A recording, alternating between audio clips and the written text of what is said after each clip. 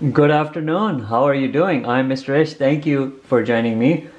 If you think about what I presented in terms of the video right prior to this, I was talking about the specific tricky style SAT expression question, and I presented a single example with a tip how you can handle that type of a question. In this video, I present two of such examples, expression style questions, where we will examine them, and let that be the theme for this video. I have everything written out here with regards to the very first question. We have two individuals here. One is Joe, one is Jill. Joe has P number of cards. Jill has Q number of cards. Remember, when you're talking about expression type of questions, we're looking at variables and then we're looking at an expression generated by those variables. Let's get back. Joe has P number of cards, Jill has Q number of cards. If the total number of cards is R, we have P, Q, and R. Expressed in terms of P, the new total number of cards, if Joe loses half his cards and Jill finds a card. Seemingly, it doesn't look like a very tricky question, and it shouldn't be. If you think about everything here in a stepwise manner, and allow me to show you what that manner would be. You have Joe and you have Jill. Write exactly what they have. Joe has P number of cards. It could be in 5, 6, 7, whatever. Jill has Q number of cards. And you know here, the total number of the cards, in total they equal to an R. We have to express everything here in terms of P, which means you must eliminate a non-essential variable, which is Q. You know P plus Q is equal to R, therefore Q is equal to R minus P. And now you've eliminated Q because you can represent Jill's cards as R minus P. So we've eliminated the Q because we have to represent items here in terms of P to the best of our ability. Now we know that Joe loses half his cards and Jill finds a card. So what's the event which happens? Well, Jill will find one card. It'll be R minus P plus 1. But Joe will lose half of his card, so P minus half of that P. You can simplify this algebra. A full minus half is a half, but we can write it as P over 2. Now you have to find the new total. The new total is the sum of everything which remains. P over 2 plus R minus P plus 1. But of course you have to present everything here with regards to simplification. P over 2 minus P is a half minus a 1. We're looking at a minus half P. But we can write R minus P over 2 plus 1. That would represent your final answer. You have a new total. If you want, you can push the R onto the other side, make this expression equal to R, meaning that would be the total, but this right here would be your final answer. You can test this out. Remember, I gave a tip in the previous video, always test your answer. Imagine if Joe has 10 cards and Jill has, let's just say, 5 cards. We know we can run everything here through this scenario.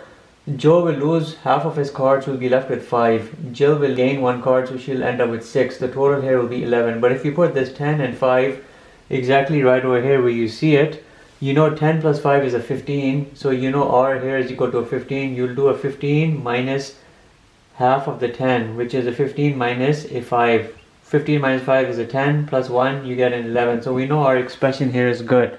So always remember, if you have the time given, check your answers by utilizing real world numbers, because it can help confirm the fact that your expression is true. But this question has been done. Let's look at another one. Let this be our second and perhaps the last question for this video. We are here talking about sleep, the number of hours slept. If you sleep 8 hours every week, you know a week has 7 days. You're sleeping 8 hours every week. Then on weekends, you start to sleep extra 2 hours on each day of that weekend.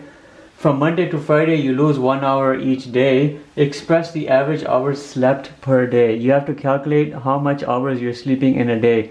Now remember, I'm living here in the US. Here, the weekend is Saturday and Sunday, and the work days are Monday through Friday. But you know, 2 days are generally your weekend days, and 5 days of the week are your work days, total of 7 days. So keep in mind, but you're sleeping 8 hours every week, and on weekends you're sleeping 2 extra hours, and Monday to Friday, your work days, you're losing 1 hour of sleep each day. We have to express everything in terms of an average. A good way to start is look over here. You're sleeping 8 hours every week. So in 1 week, you're sleeping a total of 8 hours. But we have to express everything here ideally per day.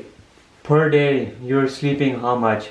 You're doing 8 over 7. That represents your per day, you're sleeping 8 over 7 hours. Now let's break things down. My weekend days are Saturday and Sunday. My work days are Monday through Friday. I have 2 of these days, I have 5 of these. On my weekend days, I'm gaining 2 hours each day. I have 8 over 7 plus 2. I'm gaining 2 hours each of these days of the weekend, and there are 2 of these days which are involved. Think about it. I have 8 or 7 hours per day of the weekend for any day, but I'm sleeping 2 extra hours on each of those weekend days, and I have 2 weekend days, so I have to do multiplied by 2. Now let's look at Monday to Friday. I'm sleeping again 8 or 7 hours per day, but now I'm losing 1 hour each day. I'm losing 1 hour, so I'm going to sleep 1 hour less, and then there are 5 days involved because there are 5 work days. If you open this up, you'll have a 2h over 7 plus a 4. You open this up, you'll have a 5h over 7 minus 5. But now I have to find the average. Average is equal to your total divided by the number of sample days. Sample days is 7. You have to add all of this and divide this by 7. What are you going to get? 2h over 7 plus 5h over 7 is a 7h over 7. 4 and a minus 5 is a minus 1. Simplify this. I have a h minus 1. When I divide this by 7, that's the number of hours I will sleep each day. Average. H minus 1 over 7, and that right there should be a good answer. And this expression, it looks good to me, but we have to test it out. We have to use that tip I provided where we use real world numbers. Let me use a real world number. Imagine we're sleeping 56 hours a week. 8 hours a day. 8 times 7, 56 hours. I know there's Saturday and there's Sunday. On those 2 days, and if I did 56 divided by 7, I'm looking at 8 hours per day. On each of those days, I'm gaining an hour, and there are 2 of those days involved. 8 plus 2 times 2. But each of the 5 work days, Monday through Friday, I'm losing 1 hour, and I'm multiplying by a total of 5 days. 8 plus 2 is a 10 times 2 is a 20. I have a 20 plus 8 minus 1 is 7. 7 times 5 is a 35. I'm looking here at a total of 55 hours. But that's a new total of 55 hours per week. I divide that by 7 days. I'm looking at, well, let's just say 55 divided by 7, average hours per day.